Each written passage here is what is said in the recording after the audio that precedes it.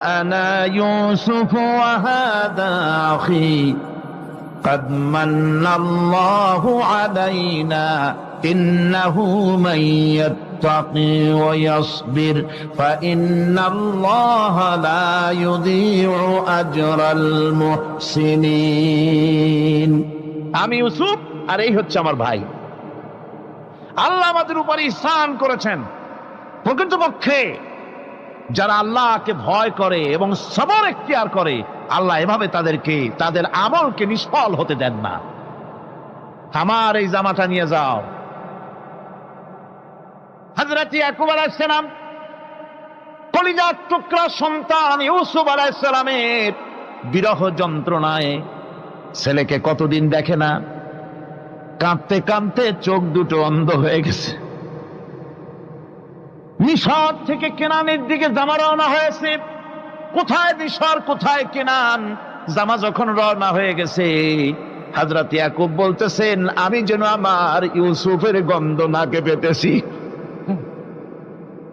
জামা চলে এলো, চোখের উপরে রাখলেন, আল্লাহ রাব্বুল আলামিন তাকে চক্ষুষ্মান বানায়া দিলেন।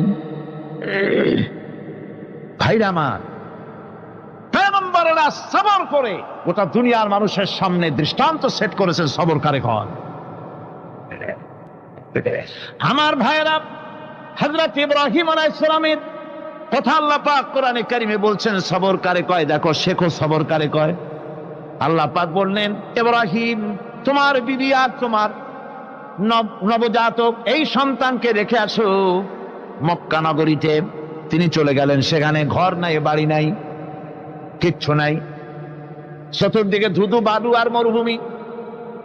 হযরতে হাজরা বলছেন, ইব্রাহিম সামান্য পানি আর খাবার দিয়া আমার সন্তান শুদ্ধ এখানে রেখে যেতেছো, আমি কি অপরাধ করেছি?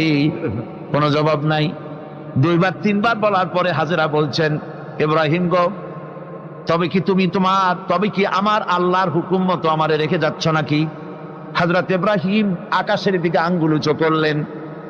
কথা বলবেন, বাক শক্তি বেরোচ্ছে না। 80 বছর বয়সের সময় একটা বাচ্চা আল্লাহ তারে দিছেন। আর এমন বাচ্চা, পয়গম্বরের ছেলে, কি সুন্দর চেহারা, মরুভূমির উপরে ফালাই দিয়ে রওনা হয়ে যাচ্ছেন। মুখ দিয়া কথা সরছে না, আকাশের দিকে দেখালেন। হযরত হাজরা বুঝতে পারলেন। হযরত হাজরা বলেন, ইব্রাহিম কোনো চিন্তা নাই, নিশ্চিন্ত মনে বাড়ি ফিরে যাও। আমি আমার আল্লাহর উপরে এতটা ভরসা করি, আল্লাহর হুকুমে যদি আমার এখানে রেখে যেয়ে থাকো, আল্লাহ পাক আমাকে আর আমার কলিজার